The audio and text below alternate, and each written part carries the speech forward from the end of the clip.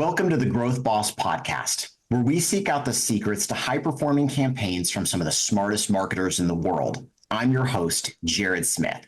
Today, I have Jasper and Hugo Morris with me, and they're going to teach us how they build over 1,500 links every month so that they can crush their competition. They're going to teach you how to do the same for you. A quick backstory on the Morris brothers is that they run their link building agency with their dad, Jason. So a little shout out to other family businesses out there. And over the years, they've racked up some really impressive results, including growing the organic search traffic for theblueground.com by 1,402%. They've built tens of thousands of links, and I'm pumped to learn their secrets today. Jasper and Hugo, thanks for being on the show. Thanks so much, Jared. Thank you. Awesome. So maybe start by giving us a little bit of a range of the types of links that you guys build for clients. Sure thing. Yeah. So it's mainly two types, which is guest posts and niche edits. And they come from a range of different authority buckets. So from DR30, 45 plus, and DR60. So they're the main type of links that we build, and we also build tiered links to those as well. And then we've also started investing in Harrow. Well, it's not called Harrow anymore, expert commentary links. So we started doing that as well. Awesome. Now, it's interesting. I saw on the site earlier that you guys do the tiered links. I do tiered links because I struggled to find providers that did them.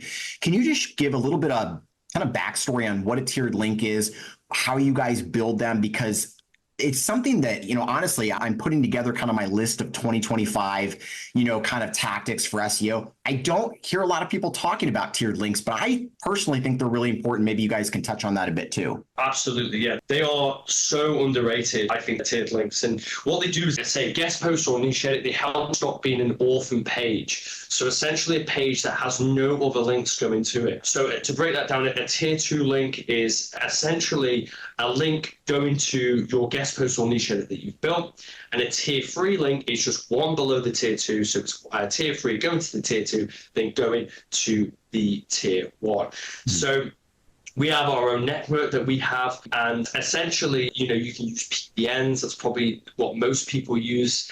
But really what you're looking to do is you're looking to start sending some signals to the links that you're building. And it's the same process as what you do if you're building links to your content. You just build links to your links, right? And that's what makes tiered linking really important. Something that we advise our clients to do as well is being able to, it gives that competitive edge, right? If your clients, let's say if you're a link building agency and you're building links, and if your links that you're building have tiered links and your competitors don't, then you've got that competitive edge. So it's really important just to invest in a few to be able to make your links more powerful. Yeah. And what I've noticed in my experience is that if you build tiered links, you actually need fewer links in order to compete. So you're making the tier 1 links that you have even more powerful. And this was a tactic I've learned from people that are big into, the very competitive world of casino SEO. And it's like, if it's working there, then why not bring it over to local SEO or, e-commerce or some of these lesser competitive niches? Absolutely. Yes. Spot on. I couldn't agree more. And that's the whole game, really. You want to invest. You want to make sure the investment that you have in the links that you build is going to get you the best bang for your buck, right? So what's the point of building more tier 1s when you can just optimize the tier 1s that you've already built? So yeah. And I think that's a great idea to bring it to local. Like just any link that you build, a simple tier 2 package is just perfect for that. Yeah. Excellent. Well, let's dive into kind of the core topic, which is how do we build 1,500 links to our site and crush our competition? Sure. Well, we've noted actually down the whole process. Me and Hugo, we built the process, mainly Hugo, to be honest. Do you want to start? I'm sure. And so it really all starts with, I would say it's very similar to a scientific process. You start off with an idea of what your agency should be, what how you're going to do things, and you kind of gather everything you need. You create your experiment, you do what you think you should do. You get feedback, and then you try again. You improve what you did the first time. So let's break this down more specifically. So start off with your theory. You need to come up with specifically what you think you need to provide for your clients, your output, like your quality links, get it on a criteria, get it specific. We have a checklist in our company for each important metric we want to get. And this helps us, it helps us niche down, which is always a great marketing tactic, but it really helps processes. It's really important that we do that. And when you have your idea of what your output is, you need to figure out, well, what steps do I need to take to get there? And when you're starting off with an agency, you might not know enough. And that can be quite paralyzing to a lot of people starting a company. They don't know all the steps they need to do. Well, honestly, you just need to start. Do some research, get your best idea, get your theory out there of what you need to do. And then is the next step, which is collecting your resources. You need to start gathering everything you need for your agency. So in our case, I think the biggest thing for us was a team, and there was one as well, data. Yes. Yeah. Data for outreach, for example, what opportunities you're going to reach out to. So, you want to get all your resources that you're going to need to achieve what you've planned out. The next step, of course, is to actually build out the process. So the first thing to start with is after you have ironed out your process, which would be ideally a flowchart, you want to get it really into small, simple steps, highlighting it down into your step-by-step flowchart. And then you want to get your team and start creating roles.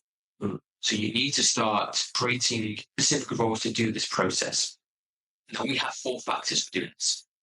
And the first factor is kind of this idea of flow.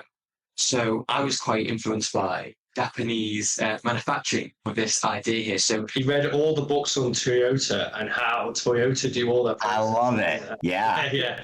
Anyone that's a process nerd, I would recommend you learn about lean manufacturing. Yeah. So I think like Six Sigma, Lean Six Sigma, yeah. Lean Six Sigma. These are excellent principles. They have to be applied differently to service companies, which I'll probably touch on in a bit. And the second one would be your skill set. You don't want roles that have too wide a skill set. It makes it hard to be efficient, makes it harder to scale. People have to do a lot of stuff and they're acquiring a lot of skills. I mean, generally, you don't want so many skills. You kind of want to kind of restrain it to skills that kind of complement each other and make sense in this case of flow. But there's also workload as well, of course. You don't want to have roles where people are like doing loads and loads and loads of stuff and they can't get the work done. It needs to be achievable. And the last thing was, yes, they all need to happen simultaneously.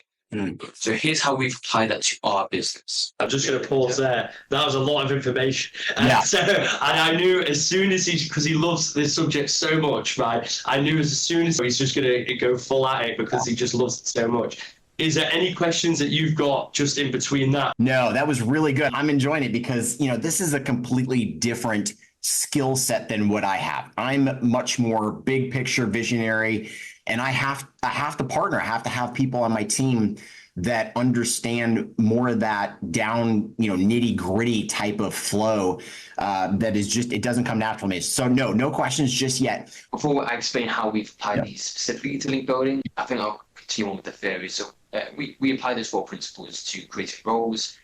We then match that up with SOPs. When we apply that framing, I'm sure I'm saying his name wrong. That we apply the principle of like explaining it to a 6-year-old, break it down, have videos, provide training. Yeah. Then we're at a point where we can implement.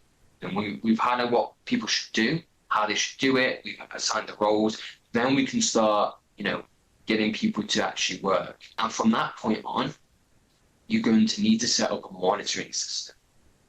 So now that you've highlighted what you need to do, you need to track how to do it. And that's and this is probably one of the most trickiest things to do for companies towards the country. So, and the reason why this can be so difficult is because businesses can they don't know how to set up a monitoring system. They don't know what they're supposed to do. Or if they do monitor, they end up monitoring too little or too much. So to kind of get the right balance of what they need to do, you need to specifically, a good thing with doing the theory step as well, is like this can help with this step, is that you need to focus on what your output, needs to be. So as we said before, you have like maybe your quality metrics. In the case of link building, we may use DR and stuff like that. Once you have like a set metric of, a set of qualities that you're looking for your outputs, that's what you're going to be basing your monitoring on. That and kind of the universal things you should monitor, which is kind of like time and cost, of course. So once you have your kind of criteria for success that's recorded before, which is going to be based on your metrics for what your output should be, how much time it is, what your cost is, you can then develop feedback cycles where you're monitoring each stuff. So you may automate certain metrics. I mean, you may use software to do it. You may have to do manual checkups. You may have to go in person and check. That's another thing from Japanese manufacturing. But it will specifically be you go in person and you see what people are doing. And that was really helpful for us creating our SOPs, because we literally go in and do parts of the process ourselves so we can get an accurate feel of how long things took, what problems happen. In the SOP as well, what you're going to want to do is you have specific steps for each task, very detailed, the video at the end. And the best thing to do as well when it comes to the monitoring is timing how long they take. So the best way we were able to do that, right, is we had to do it ourselves. Yeah. Right? You have to do it yourselves in order to work out how long it takes. So then once you know how long something takes, a certain task, right, the whole process, for every single step that you do, you then know how long it's going to take to do the whole process from start to finish, right? Yeah. And then when things go over that, then you know where there's a problem, right? When we're monitoring that, it goes, okay, we know when people are like selecting sites within our process, it's taking longer than it should. There's a problem there. And then what's also really good about it is because if a VA who's been doing it every single day, if they start doing it faster, right? They start doing it every single day, they start doing it faster. It's like you speak to them, what are you doing that's different, right? What is it that you're doing that's different? You take that information and then you can change the process yourself. You can change it within the SOP. So that's really important. Yeah. And this last step is incredibly important because, to bring it back again to Japanese manufacturing, what we like to do is this thing called Kaizen, which is where you continuously improve the process. And this links back to what I was saying about how this is a lot like the scientific process. You know, you have your idea, you implement it, you get your feedback back, you get your data, and then you may need to correct some of your previous understandings. Maybe you were wrong about something. Maybe it does take longer for certain processes. Maybe it can be done shorter. Yeah. And that's, but you can only start that by just doing these doing these fundamental steps. You know, highlight your process, get your resources, train your team, implement, and then monitor. And that's really important as well as training, right? We try and implement training nearly every week. And there's a really good term. SOPs are for teaching people what to do. Training is to teach people how to think. Right. So that is a really good thing that you need to. The SOPs can help to a certain extent, right? But without the training, you're not going to get the creative part of how people are, right? Yeah. So, and when things go wrong, what do they do? What's the next steps that they're going to do? So, look, I mean, mainly Hugo, he's gone into a lot of research, a lot of depth into understanding what is the best way to do a process. And then we've been able to apply it to link building to make it, because the link building process itself is long, tedious. Yeah. Quite frankly, it's really boring. It's not fun. That's why it's really important that we had to go to the extent of, like, the one thing that when we discussed is when we were thinking about building this process is we wanted it like McDonald's, right? So when they know how long it's going to take for when the bun's put down to the burger being assembled to it going out the door. Best processes arguably in the world, right? Yeah. And that's what we're thinking is when the client orders the links with us, how long it's going to take from each step of the process to be able for the link to be delivered out the door. And these principles that we've learned can be applied to any service business, anyone doing SEO, any business in the world, right? So that was our whole theory behind it. And we can dive into exactly how we do it for links as well. Yeah, I'm certainly curious, Hugo, in your research of Toyota, obviously, you know, their processes are geared toward the output of a product, a car. And you said that, but the process, you know, you had to tweak it a little bit for a service-based business. I'm curious what those tweaks were. What were some of the bigger things that you noticed where you're like, okay, we've got to alter this because we have a service-based business versus, you know, selling cars? That's a great question. And we talked about this the other day, actually. So I think of services, and this is a broad generalization, but like you said, this is a great analogy. So there's kind of two types of processes.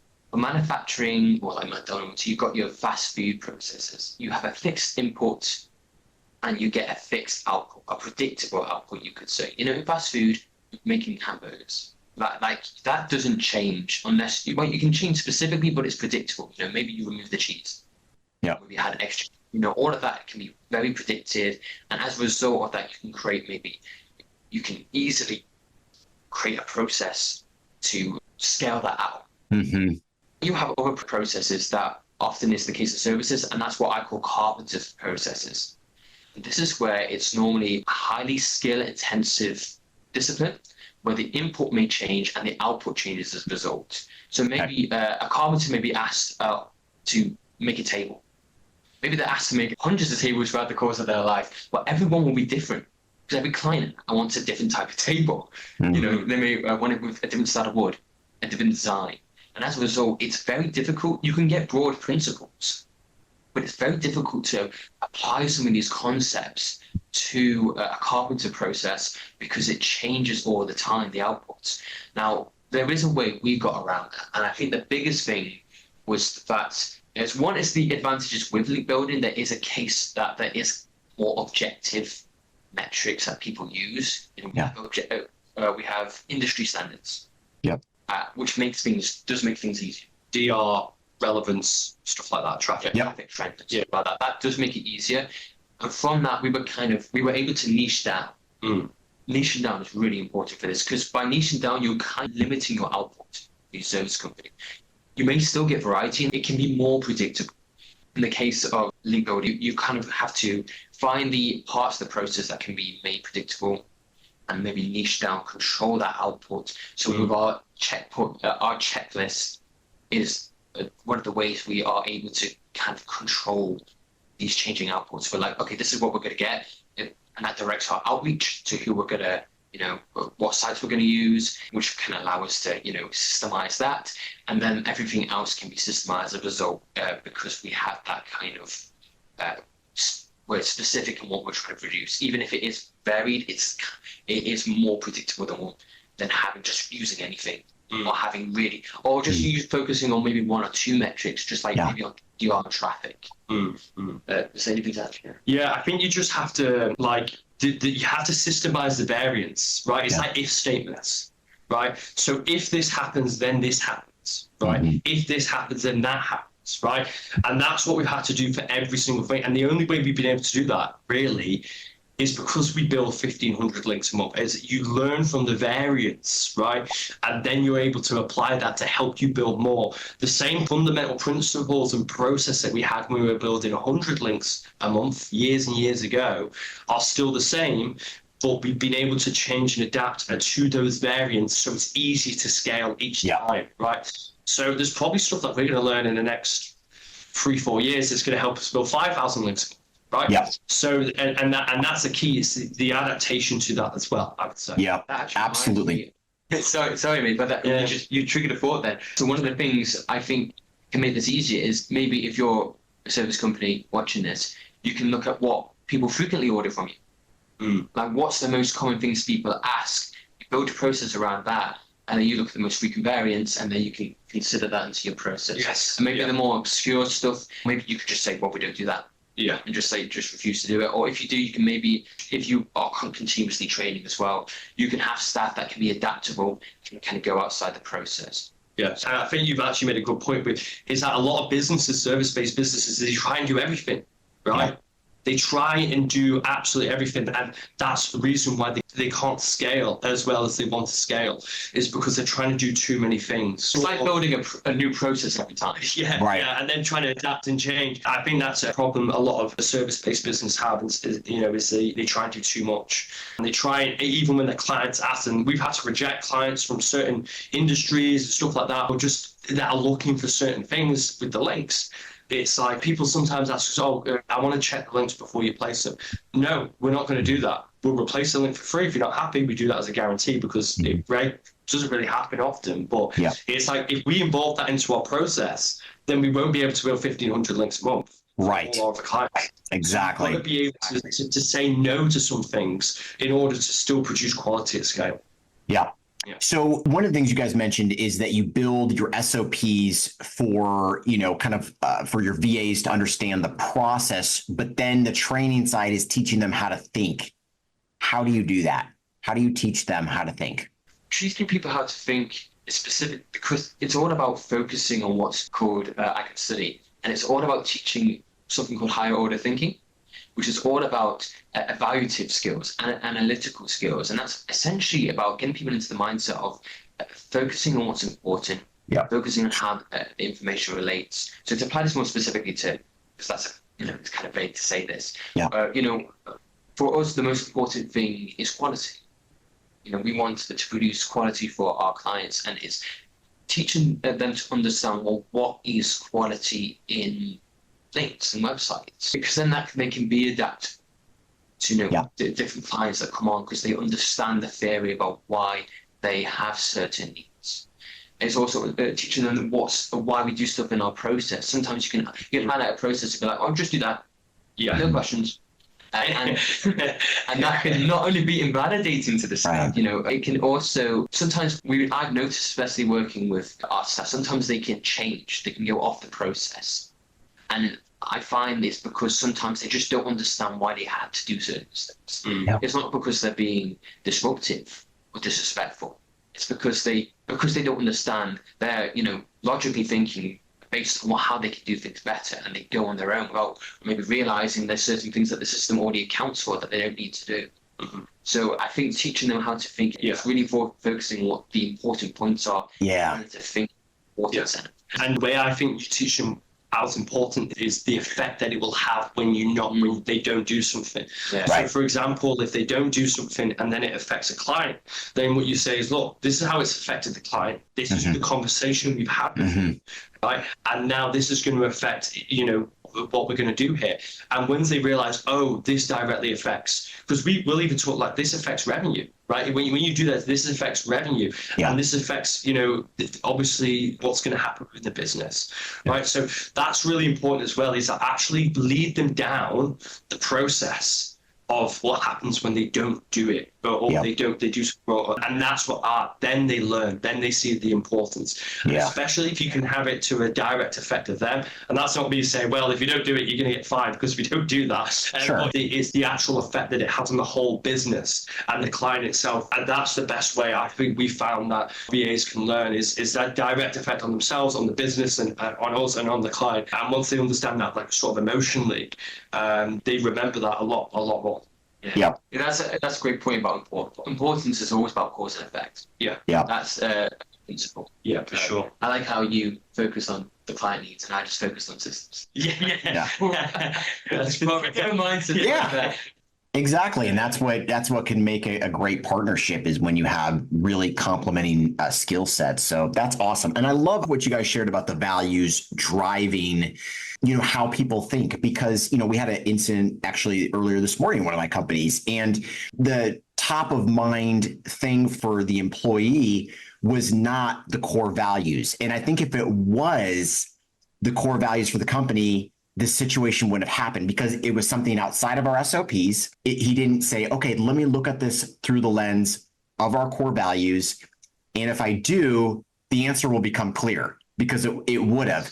So I think that's such a brilliant way to look at it. So I love that. Yeah, it's like, I think when we have it, like, so we've just taken on a UK member of staff, and I think it is really important with any of your clients, you have to essentially sell the dream. Right? You have to sell the dream to your staff, right? You have to show them where you're going, where the business is going, where you want to take them, right? And I think when they view it like that, and we do the same, we have staff in the Philippines, we have staff in other places, and we do the same, and we're going to visit them actually in December. We can't wait to visit them. And it's about saying, look, this is what we want to do. This is how we want to affect your life, and this is what we want to do. And when they see it like that, it becomes more important to them. And this often involves a process of understanding what their core values are, or what they want exactly. Absolutely. When it comes to stuff like this, understanding importance, what makes things important, people, because everyone has different prior knowledge, they have different, there's a term in psychology called schemas, they have their different structures. And it's really important, I guess, for us when I remember I dealt with probably in the Philippines, and kind of sat down with them and said, what do you actually want to do in your life? Help him understand that, doing a good job in the business helps him achieve what he wants to do in his Absolutely. life. Sometimes it's not always, running a business, we sometimes get into the attitude that, because they're working for us or that they got a job, they understand that, but sometimes people don't. Yeah. Right. And Yeah. it takes, it's that process of cause and effect. It's like Yeah. understanding what if you cause or is to make more money. Yeah. The effect is you make more money, or like you Yeah. achieve maybe you achieve that dream you want to do. You go on a holiday. Takes a lot of patience. Yeah. That's really it. It's a lot Yeah. of patience. Yeah, it's good to be able to really, like you said, the importance and the cause and the effect. Yeah. Amazing. So let's dive into the link building. What does that look like for you guys? Sure. So essentially, I'll start from like the beginning. So client will place an order. The first thing that will happen is that we will do a bespoke campaign on Pitchbox, right? So that's the first thing. They input the links and it's straight on Pitchbox. We're doing a fresh campaign. So while they're doing the campaign on Pitchbox, what will happen then is that a link builder will be assigned to that client. And then once the sites start coming through, the link builder will then speak to the sites and negotiate on the content of the sites. And then once the site is placed, it's then updated into the client sheet. That's as simple as possible, right? So real quick. So I get all these people, obviously everybody gets the link builders, they email them every day. I have a list of 10,000. I have a list of 100,000, blah, blah, blah. It doesn't sound like you guys operate that way. So you don't necessarily have a giant list and you're like, okay, I'll just place you on a site with which we already have a relationship. We do a bit of both. We do have a database. We do have a database, but the first thing we're doing is setting up an outreach campaign in Pitchbox. Interesting. Right? That's the first step that we do because we want to always get fresh sites, right? We want to always get the best quality sites, and that's why we love Pitchbox. We've used them for absolutely years. And basically, so when we're taking on that client, first thing we're thinking about outreach campaign, Pitchbox, right? And then what we'll do is we will analyze.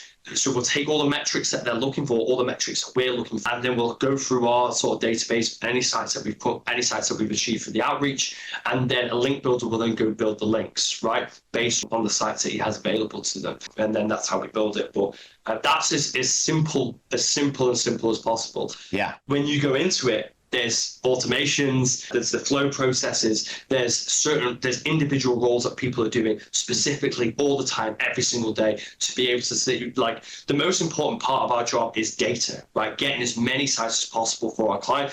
And that involves a lot of hard work, which I'm sure Hugo can jump in more into if you. Yeah, I'm glad you explained that because my idea of what I was doing. I'm going to be like, well, from here, this is what we do. Essentially, when it comes to more specific roles, but we kind of have two teams: link building team, data team. Data team is split into two roles specifically. It's the data personalizers. So these are people that will do our outreach campaigns essentially in Pitchbox. Okay. So Pitchbox has, for those who are not aware, you can have a project in Pitchbox for your client. You then create campaigns for maybe targeting specific niches for that client. Maybe if it's a business insurance, you may do like a financial business campaign. And then within that, you have these 3 stages you go through where you inspect sites, personalize sites, and then you outreach. So for those 3 roles, because these kind of flow into each other essentially, we decided to create one role for it, data personalizer. So they will inspect, which means they just remove any irrelevant sites that have just been drawn in. They will personalize, where they will find the right email account to use, and we kind of personal details about the site, recent content they've uploaded, stuff like that. So you can also fill in personalization fields, which will go into the email template. So maybe if you're getting in a specific page, you can put that page's name into your email templates. And then there's the composing phase. To do the outreach message? Yeah, just kind of weird when I said it. It's like compost. And that's where you just send out the emails, and that's a pretty easy step because it's mostly automated. Yeah, we've got so many outreach messages that we've tried and tested. So it's been mostly me that's written them. Yeah, and I've tried everything under the long rambling. Believe it or not, rambling. Emails to new ones I really like, which are. I want to dive into that. Like, I think that's such an important component is getting that response. So what have you been trying recently that has worked?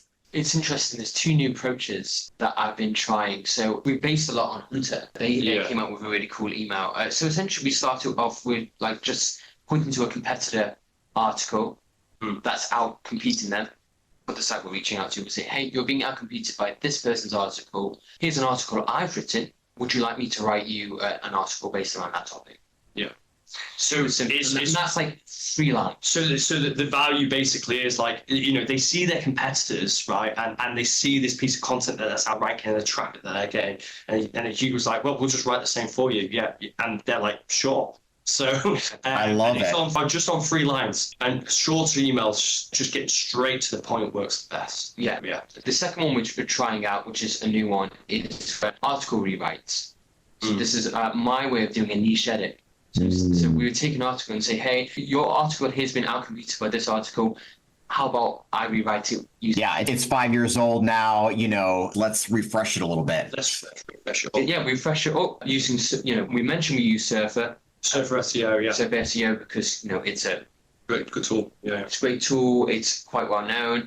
And this is a way we're trying to see if we can get niche edits this way. We're quite, because with niche edits, it's really hard to kind of sell that pitch. It's like, please, can I place a link in your article? Like, why should I do that for you? If it's an article rewrite, that's more value. You know, we're actually using the content using a valuable tool as well. Yeah. So there is value straight to the point with any outreach. And we found that it's because I know a lot of people talk about personalization with email pitches, but we've kind of come to the opinion that the best personalization is value. Yeah. So instead of like being like, "Hi, I read your article, I loved it," which a lot of people, I mean, it's fine. It did used to work. Like, don't get me wrong. It used to, years ago, it used to work. And I think everyone's done that pitch now, so you have to change. It's really hard to create general personalization where it doesn't come across like, I read cynically. Yeah. So we try. This is why we focus on the competitor, just saying, "Hey, your article or your site's being outcompeted by." I love that angle. That is personalized. It's true. Yeah. So, that's how our approach is to our email. Just short, sweet, and valuable. And we'll do that for sites that we already have contacts with as well. So, you know, even so when we're reaching out to sites that we have or like other personal relationships with that we've dealt with for a while, we'll use the same sort of outreach message for them as well. So because it's still value for them. I will often write the templates for them to use for. So they will personalize. They will do our outreach. We then have an inbox manager because, as you can imagine, we get a lot of responses that we can go through. So we will have one VA dedicated to just sorting out, our junk mail, going through, deleting any spam responses, finding the good responses where people are interested. They will tag them, process them, get them to the link builder, get them to the link builder essentially. But that's all automated when we say get them. It's not like they're copy and pasting in. No. It's when they're tagged in Pitchbox, it's automatically sent straight away. So it's like, and we have to learn about that as well, because in terms of, I think we'll dive into automations in a bit, but like whenever we've automated anything, you've got to be careful, right? You can't just start automating something that you've only done like a couple of times, right? You've got to at least do, the rule that we have in house is you have to do something 1,000 times manually before you automate it. Right. And that's how we know that when we do an automation, we set it up, then, we're good to go. Because often with the feedback cycle, you'll find that the process changes a lot when you're first doing it. Yeah. Eventually, you may get to a point where it starts to, it's not stagnate. The changes start to slow down. Yeah. Because you're finding a good process. And at that point, that's when you can automate it. Yeah. Okay. You can automate. That makes sense. So they get the process all our emails, they clear out our inboxes, they get all the opportunities that we've won. And then this feeds through our system to our link builders via what's called outreach generator sheets. So these are sheets that we create at the beginning of a campaign that provide all the sites that are applicable for that client. According to their metrics. We still stick to our 16-point checklist, but we adjust for like DR and traffic. And clients order DR30 or DR60 or whatever. Yeah. So, and then we have a link building role, and this is literally, they will take these sites, which will have a link to like Pitchbox. They open the Pitchbox conversation thread, and they will start on the links. Yeah. So what you've done is we've really defined the roles, right? And one person is just doing a set of tasks every single day at the same, and nothing's stopping them right? Right. There's nothing that can stop them from doing that, and they keep on rolling, and then it becomes really simple for them, right? Because they're just doing one thing every single day. The link builder is just outreach the site and building links. He's not doing anything in data. Yep. He's not doing anything in clearing out inboxes, right? He's just doing that one role. And this is where I think a lot of link builders are a lot like people doing SEO. When it comes to links, they can't scale the links because they've got one link builder and he is doing the outreach, he's managing the replies, and then he's going through all the replies and trying to find the good links. And then how on earth is he supposed to build Completely 50? It's so you've got to break down that whole link building process and then simplify for each stage of that, and then obviously within that role or stage is give really specific instructions and training. So let's go back to what I mentioned before about skill set. You know, all of these are different skill sets requirements, and as a result, it makes it harder for training because it's hard to figure out what to focus on with one individual. There's so much that they're doing. It also makes it hard for monitoring. Like, how do you monitoring individual performance is really tricky. If they're trying to do the whole process. Yeah, exactly. You may have problems where you may get someone who's really good at personalizing, really good at inbox management, really bad link building, or vice versa. Because, you know, data personalization can be really boring and laborious, but they resonate with getting in touch with people and figuring out link. So I think that's the main crux of how you can do this at scale or do anything at scale, right? Is that you really define your roles, you really break down the process, and then you give really specific instructions for that, and then provide training and then monitor the whole thing, right? It can only be done if you got those outputs that are really So, and like you said at the start, if you know exactly the scientific test, if you know the output and you know the input, then this whole thing is, the theory's there. It's about them putting into practice and getting the work done. So, Yeah, that's awesome.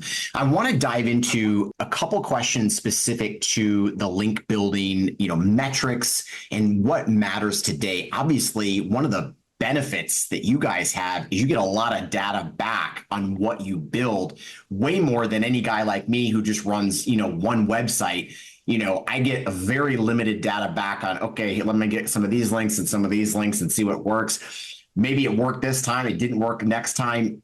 Building 1,500 links a month, you guys get a lot of data. So talk to me about what works these days from a link building standpoint. And I throw out a couple things and then you guys can kind of run with it. But like looking at DR, looking at, the traffic the website gets, that's been one I've been looking at maybe more than even DR is like, hey, if it has 10, 20,000 uniques a month, like Google clearly trusts it. Maybe it has a lower DR, but obviously Google is rewarding it. To things like anchor text. We'll go to anchor text next, but talk to me about specific types of links and kind of what, and even maybe link velocity a little bit in terms of what's working today. Sure. So I think, we have this checklist. We've been adding more onto the checklist. So the fundamentals is authority and relevance. Right. Okay. They're just the fundamental pillars of link building. Right. Yeah. So relevance is definitely important, but when it comes to measuring authority, DR is a good metric. Like you said, though, traffic is really good as well.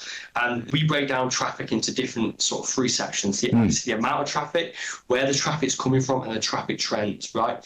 So you want to have a look at the trend of the traffic, whether it's if it's going straight down, then that's not probably a good link to go from. And then with DR as well, you can sort of check with DR if it's an actual decent DR or an overall estimate of authority by looking at the referring domains and the keywords that it's ranking for, right? So these are checks that we're currently implementing in-house, right? So if you have a look at the referring domains and they're just spammy domains, so they're like stuff like jumbled keyword jumbled letters and then .com, and then what it will have is like this jumbled letter.com will have DR90, right? But then zero traffic. Right. So what's happened is the DR's being manipulated, right? So that's not a good site to get a link from. And then also with the keywords as well, if the jumbled up keywords that they're ranking for, then they're just not great, right? So they're two really good metrics that you can have a look at. Also inbound to outbound link ratio, right? This is something that I think really helps us really easily identify link farms, right? Because if sites getting a ton of if it's getting a good amount of inbound leads and then a deep, like sort of like a 2-to-1 ratio of inbound and outbound leads, then it's probably a fine site, right? Yeah. If it's getting, let's say, 100 inbound links, but then 10,000 outbound links, right? Then it's not, it's probably just a link farm, right? Yeah. So it's a really good way of cutting stuff out. So it's those little metrics Yeah. that are really key in order to actually just cut out the rubbish. Yeah. Right. And that's inbound outbound ratio, looking at the backlinks and looking at the keywords. I would say that they are 3 good important metrics to be able to cut out link farms.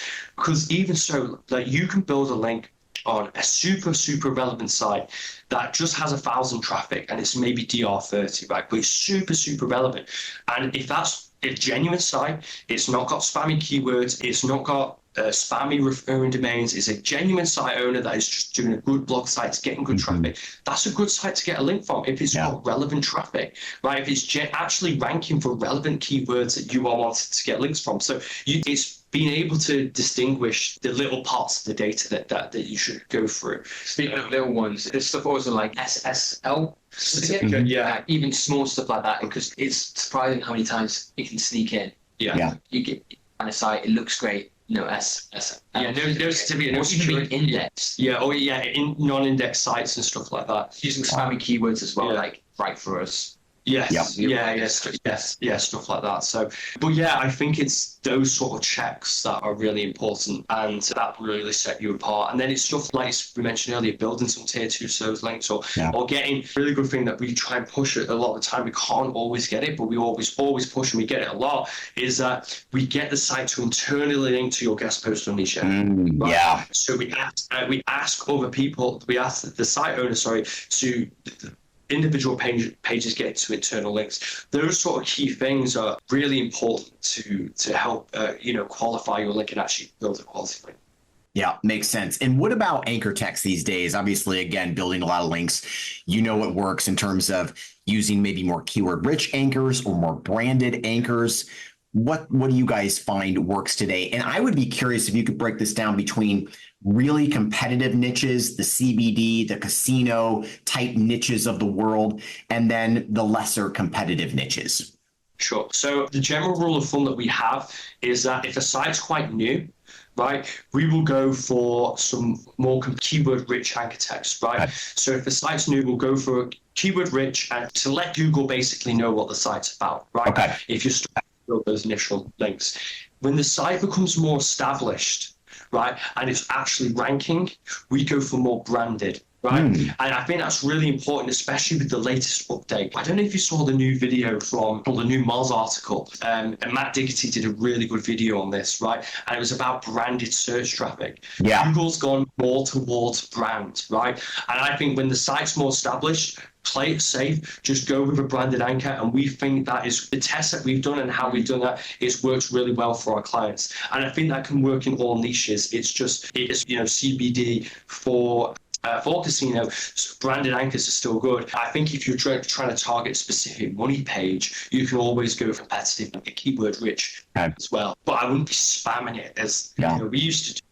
A few years ago, that was the way to do it, right? Yeah. it was just spamming the keyword of what it was, and then we used to do naked URL, literally just the URL. What a lot of our clients were asking at the time. Yes, yeah.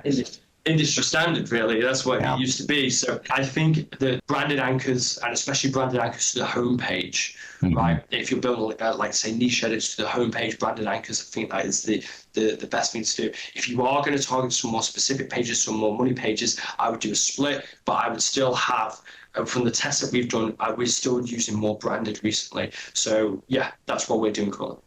Okay, very good. And then another thing I wanted to know is if we're going to look at, in the e-commerce niche, you got product pages, category pages you're building links to. Is it any different with those, or is it pretty much, kind of that 50-50 split that you're looking at? We build a lot of links to sort of category page. That's something that we've done. To be honest, it completely depends on the agency itself. So to the e-commerce agencies that we work with, they'll have their own specific sort of strategies based on the type of products that they're selling, how many categories they've got, how many products that they've got as well. Sometimes they do focus on specific products or categories of, like sports, like Panthers, like they go specific like that. If they're a sports site, for example. It depends on how many products and category pages that they specifically have. If it's a massive e-commerce site, if it's a small one. But I would say that based on how a lot of set up, I would say it depends on also the discrepancies that you'll have in the SERPs, right? So a really good way to actually work this out with any sort of, depending on e-commerce or any sort of niche that you have, is that search the keyword up on Google and then have a look at what page is ranking. Let's say if it's just the category page or the product page, that will give you a good idea of what page you should target for that specific keyword, right? Love it. And then have a look at the discrepancy that you have between that specific page compared to the page that you want to rank for. If you got let's say for a certain keyword is a category page that's ranking, there you go, and that's doing quite well at the top, then you probably should want to push your category pages as well. And then you want to literally take the links from your competitors, have a look at the links you've got on yours, and then look at the discrepancy of links, right? And that is a good way of then fulfilling that gap. It is a good way to know which specific page you want to build the link for, and then also how many. Okay, very good. Walk us through, when is the right time to use niche edits and when is a bad time to use them? Well, niche edits are having a moment, and not surprisingly, because of how it used to see. It's so funny when I look back and look at the trends of like link building. Like 5 years ago when I started link building, it was all about guest posts, right? Because you could build as much relevance as you could on a specific post. But now Google is going back to authority, right? So, you want to be getting a niche edit on a page that is already generating some traffic, right? And that's a really good link. So how we usually do it is the rule that we have in-house is niche edits go to the home page, guest posts go to inner pages, right? You can do a bit of both. But the reason why we say that guest posts go to the inner pages is because on that guest post, you can build as much relevance as you can to the specific inner pages they're trying to rank brands, right? So you can go really specific with that, and then the inner page will go into the home page because the actual link itself will have more authority, and you want to boost the authority of your home page, right? So that's it in simple terms. And there's nothing wrong with building guest posts to your home page, but what I would say is that you have to do the fundamental basics of building the tier 2s and also building internal links within that guest post, because then basically you want to try and get traffic to that guest post. That's the key, right? Yeah. You want to try and get some traffic to it, and that is then going to have the authority that it can pass on to the page that you build in the link to. And that's one of the tricky things with guest posts these days, is that with niche edits, normally the page you find already has internal links. Yeah. And or may already have tier 2s. So it's a lot easier to, it's like half the work's done. Yeah. With guest posts, there's more work to be done. Yeah. Though, of course, it can sometimes be easier to convince sites to give you. Sites always want new content. Yeah. Right? Sites always would like new content, and there's a flip side. So after we try and make it easier with internal linking, we will literally tell them, I think you should put a link in. These 3 pages of yours and link them to this new page we're creating. Just. And it's just so. I think it's so important to do that with guest posts. It's just so important. And like you said earlier, Jared, with tier 2s as well, it's just these are fundamentals that you need to do. And I feel that's why a lot of guest posts fail today, is that they just don't do the fundamentals to be able to set them aside from the actual competition, right? It's niche edits are easier and have the authority, less relevance. With guest posts, you can build more of that relevance, and but it's harder to get the authority. So yeah, it makes sense. So my last question is, where do you guys see link building going in 2025? It's a good question. I think personally, do you know what? Back when we started doing this, we kept on hearing link building's going to die, link building's going to die, link building's going to die. And every single update, it becomes more and more important. Where do I see it going in 2025? There's going to be there's more digital PR, more stuff like that. That's going to be so important, right? And I feel like they are going to be they are the creme de la creme of links, right? And they are really, really important to get. Yeah. But there's only a certain amount of links you can get that are digital PR, right? You're limited to that, right? And I feel like but people do digital PR campaign, and then if you include that with a guest post on the Shed It campaign, then the tiered links to them and internal links, that is going to be the ultimate link building campaign. And that's what the service that we're trying to build out as well, right? We're trying to cover all bases on links. And I just think in terms of 2025, I think SEOs are going to ruin digital PR. that is honestly, that is my genuine opinion. I got sent a list the other day of buying links on these sites. So I think it's going to, the same thing that happened with guest posts and niche edits is going to happen with digital PR. I don't know how soon that's going to be.